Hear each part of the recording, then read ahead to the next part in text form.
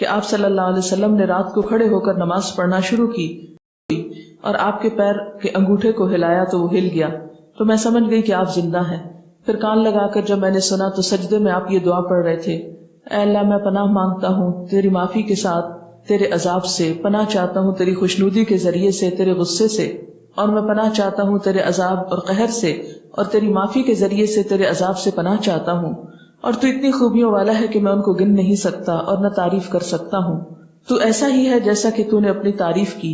جب آپ نے سجدے سے سر اٹھایا اور نماز سے فارغ ہوئے تو مجھ سے فرمایا، اے عائشہ کیا تم نے یہ خیال کیا ہے کہ اللہ کے رسول صلی اللہ علیہ وسلم تیری خیانت کریں گے اور تیری حق تلفی کر کے غیر کے پاس جائیں گے؟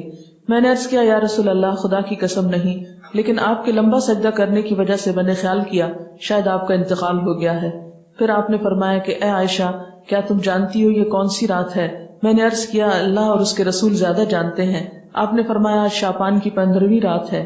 اس شب میں اللہ تعالیٰ اپنے بندوں کی طرف نظر رحمت سے دیکھتا ہے، معافی چاہنے والوں کو معاف کرتا ہے، رحم چاہنے والوں کو رحم فرماتا ہے، اور بغض رکھنے والوں کو ان کے حال پہ چھوڑ دیتا ہے۔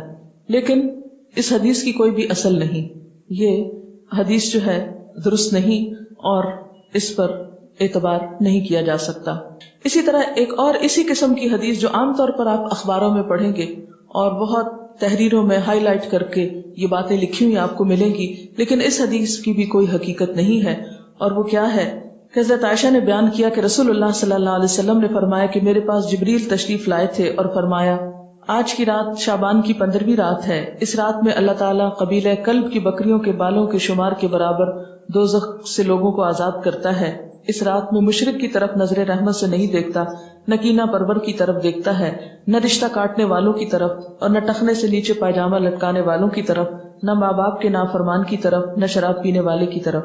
تو اس کی بھی کوئی حقیقت نہیں ہے، یہ بھی بالکل ایک من گھڑت سی حدیث ہے، لیکن چونکہ یہ فضیلت کے باب میں ہے اس لیے عام طور پر لوگ ان کو بے دریغ روایت کرتے رہتے ہیں۔ اسی طرح ایک اور موضوع حدیث انشاءاللہ علوم الحدیث آپ پڑھیں گے تو آپ کو اس کی پوری ہسٹری بتائی جائے گی۔ موضوع حدیث ایک اور بھی ہے کہ آپ صلی اللہ علیہ وسلم نے فرمایا، جو شخص 15ویں شعبان کی رات میں 100 رکعتیں پڑھتا ہے تو اللہ تعالیٰ اس کی طرف 100 فرشتے بھیجتا ہے، 30 اسے جنت کی خوشخبری دیتے ہیں، 30 اسے آگ کے عذاب سے امن دیتے ہیں اور اسے دنیا کی بلاؤں سے دور رکھتے ہیں، اور 10 اسے شیطان کے دھوکے سے دور رکھتے ہیں۔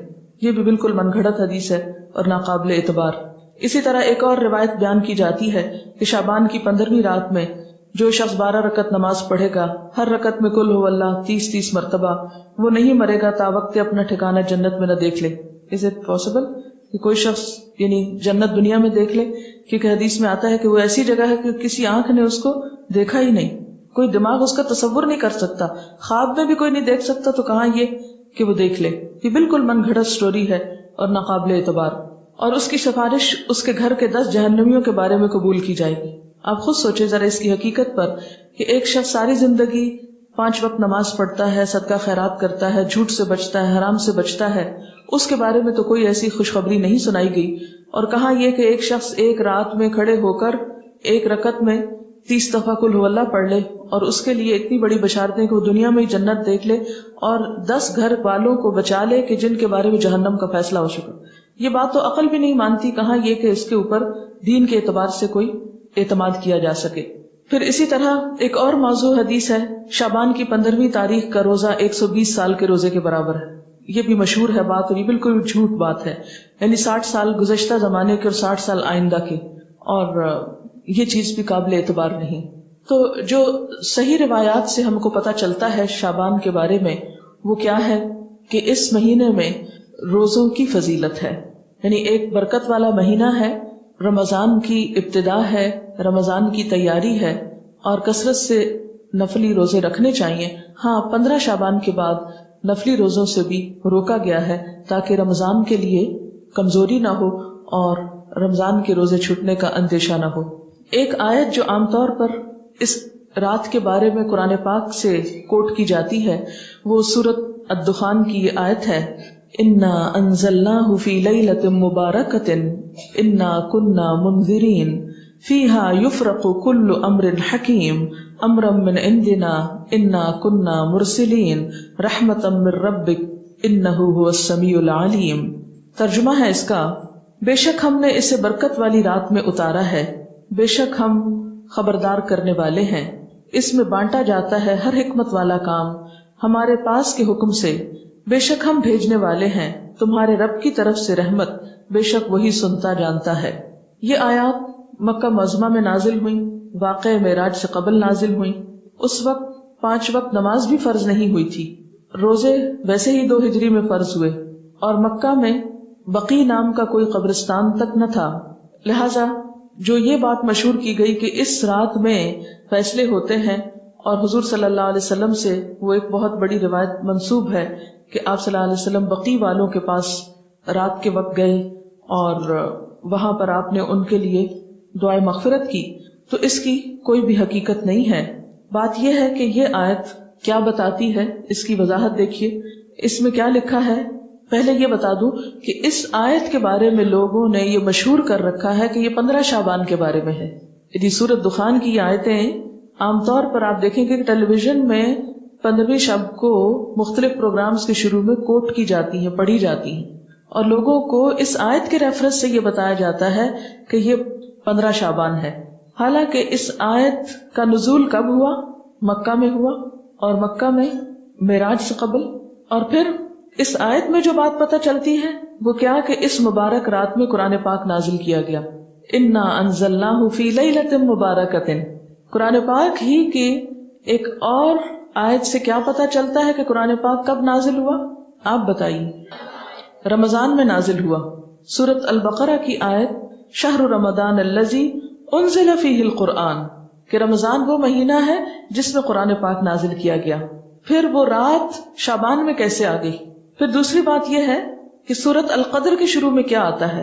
انا انزلناہ فی لیلۃ القدر، اور لیلۃ القدر کون سی ہے؟ وما ادراک ما لیلۃ القدر، لیلۃ القدر خیر من الف شہر، تنزل الملائکۃ والروح فیہا باذن ربہم من کل امر سلام ہی حتی مطلع الفجر۔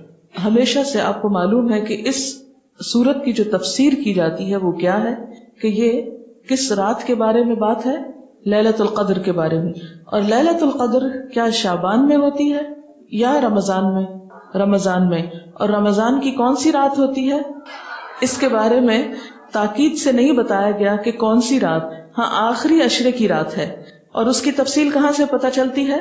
حدیث پاک میں ہے کہ ایک مرتبہ آپ صلی اللہ علیہ وسلم گھر سے باہر تشریف لائے، دیکھا کہ 2 شخص باہم جھگڑ رہے تھے، آپ نے ان کی صلح فرمائی، پھر فرمایا کہ میں تمہیں ایک خیر کی بات بتانے نکلا تھا مگر تم جھگڑ رہے تھے، اس لیے میں وہ بات بتانا بھول گیا، صرف اتنا یاد ہے کہ وہ بات یہ تھی کہ وہ رات کب ہے، یعنی میں یہ بتانے کو آ رہا تھا کہ لیلۃ القدر کب ہے، لیکن تمہارے جھگڑے کی وجہ سے وہ مجھ کو بھول گئی، اب مجھے یاد نہیں، بس اتنا یاد رہ گیا کہ وہ برکت والی رات رمضان المبارک کی آخری 5 طاق راتوں میں سے ایک تھی۔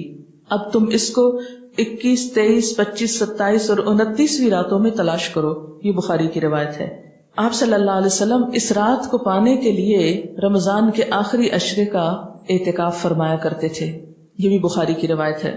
تو اس سے کیا پتہ چلتا ہے کہ لیلۃ القدر، قدر سے مراد کیا ہے؟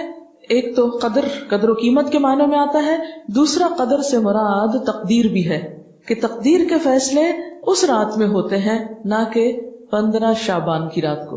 اور پھر آپ دیکھیں کہ اس میں ان آیتوں میں جو میں نے آپ کے سامنے سورۃ الدخان کی پڑھی ہیں، ان میں آتا ہے فیہا یفرق کل امر حکیم۔ فیہا سے مراد کیا ہے؟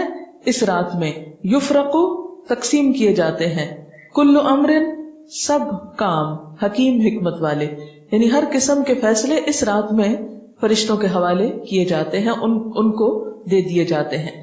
تو اس سے بھی کیا پتہ چلتا ہے کہ سورۃ الدخان کی یہ آیت 15 شعبان کے بارے میں نہیں ہے بلکہ لیلۃ القدر کے بارے میں ہے، جس میں قرآن پاک بھی نازل ہوا اور جس میں لوگوں کی قسمتوں کے بھی فیصلے کیے